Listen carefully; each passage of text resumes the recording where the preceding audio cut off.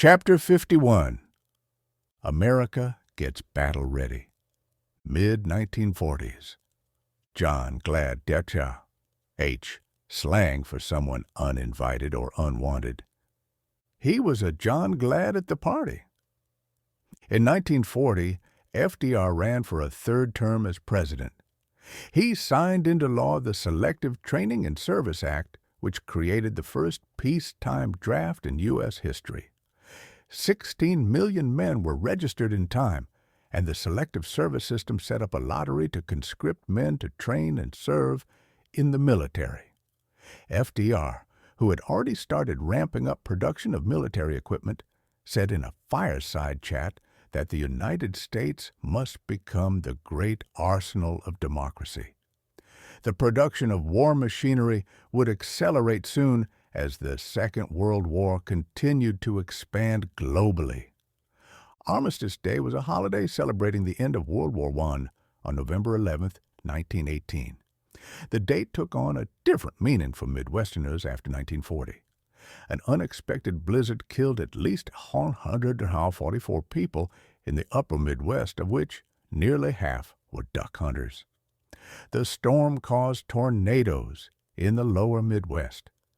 The failure to warn the public of the potential risk of the storm caused changes in how the Weather Bureau would begin to gather and disseminate weather forecasts. While Earl was in California, he registered for the draft. Strangely, his draft card has no date when it was made, and additionally, he registered at a small town near Los Angeles called San Jacinto. I'm guessing he did this near his 21st birthday. As the Selective Training and Service Act of 1940 required, he would not be enlisted until about a year later, on November 14, 1941. Between his registering and his enlistment, he and Clifford worked on the dam project near Shasta, California. My dad drank a little beer when he was a construction worker and later when he was in the Army, but he was always responsible with it and avoided excess. He never drank all the years he was married.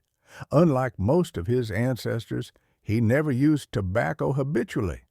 His self-control allowed him to save up his money with the prospect of owning property someday.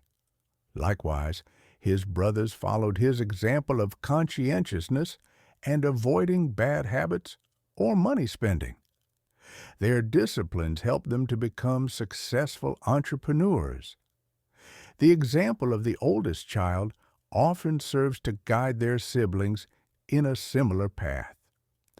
The temperatures at the dam project site ranged from the low 40s to high 90s throughout the year. Those temperatures allowed for concrete work to happen year-round.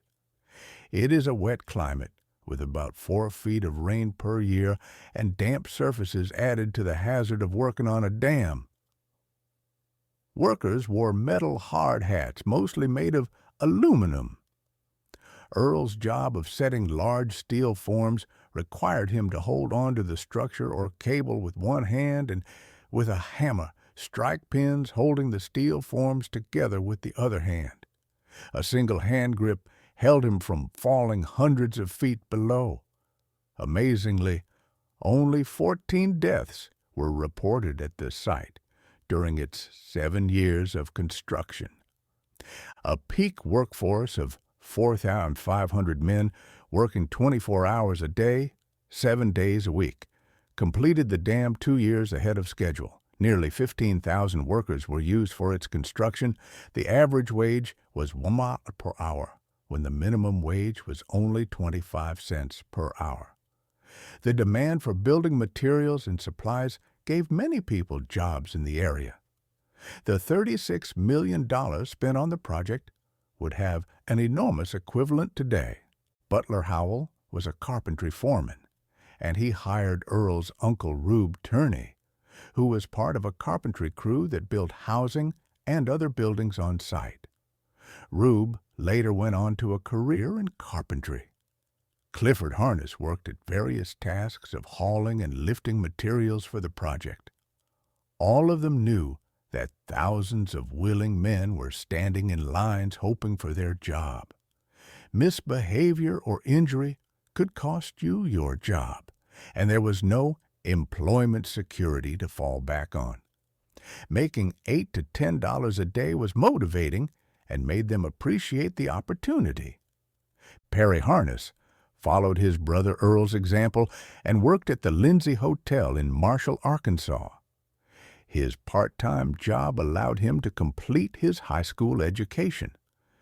Perry sought out other jobs to help support himself, sometimes helping load a truck or whatever he could find. Earl sending him money added to his ability to be self-sufficient. Perry would never forget the kindness and support that Earl gave him to be successful. It was a bond that kept them close for their lifetime. John Carmody was born at Rock Springs near Harriet, AR, and attended high school in Marshall. Perry Harness met him while he attended during the years of 1940-45. Both liked to talk about possum hunting, and John came home with Perry one weekend to hunt. They rode the school bus to where it stopped near the Bear Creek Cemetery. Then they walked up the creek to the Harness farm. As they were walking, John got sick and started throwing up. By the time they reached the house, he was eliminating from both ends. The poor feller was sick all weekend, and everyone was afraid of contracting his sickness. In the aftermath, the Harness boys coined the term John Glad to describe someone you didn't want to come home with you. The word evolved into an expression for any unwanted or uninvited person.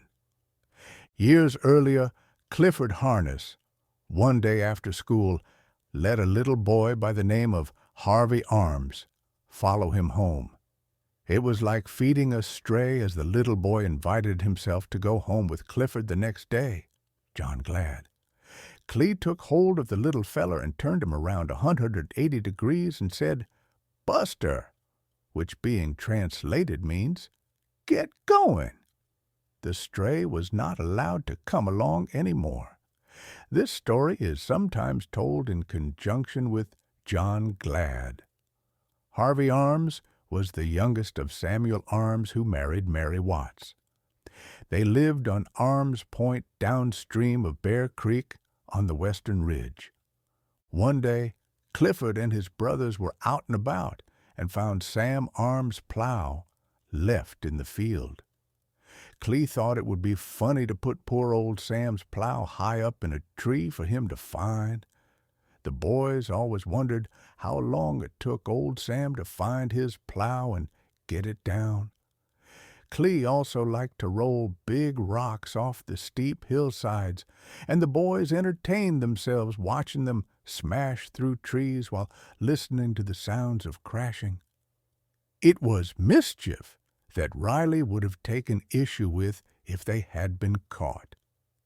The older Harness boys became men, and they would be soon trading their rock-throwing, mountain-climbing, wood-chopping, and corn-husking skills for obstacle course, marksmanship, specialty training, and marching orders. They would be combat-ready to defend the free world from the threatening tyranny of the Axis powers. Knowing little more than hard work and endurance, boys from rural America would be some of the best soldiers in the world. Over in Richland Creek, Richard and Lenny Ruff welcomed their last child before moving to Harrison. George Thomas would grow up to be called G.T. Upon moving to Harrison, their oldest girl, Emily Ruff, attended Harrison schools and graduated in 1942. How Earl and Emily would meet and marry would be an interesting journey in time. God's providence is always about a plan He has in mind for His children whom He loves. Reflection. In nature, a litter of young animals spend time playing and sparring with one another. The exercise helps them to be better at defending and surviving into adulthood. Children working and playing together does a similar thing in helping them to adjust to learning skills as adults. When social exposure and interaction happens in early development, young people adjust more readily and with greater harmony. The Harness family would share a bond as brothers and sisters that easily spread into their call to duty and service to others. For bodily exercise profits a little, but godliness is profitable for all things, having promise of the life that now is and of that which is to come. 1 Timothy 4:8.